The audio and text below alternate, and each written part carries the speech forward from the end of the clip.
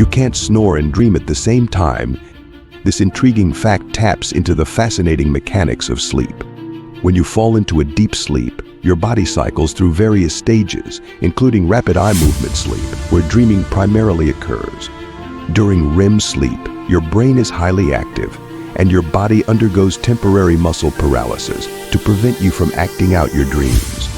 Snoring, on the other hand, typically happens during non-REM sleep stages, especially when your airway is partially obstructed, causing vibrations. Muscle relaxation in REM sleep helps keep the airway open, thus reducing the likelihood of snoring. This means that if you're snoring, you're not in the REM stage of sleep and therefore not dreaming. Subscribe for more facts.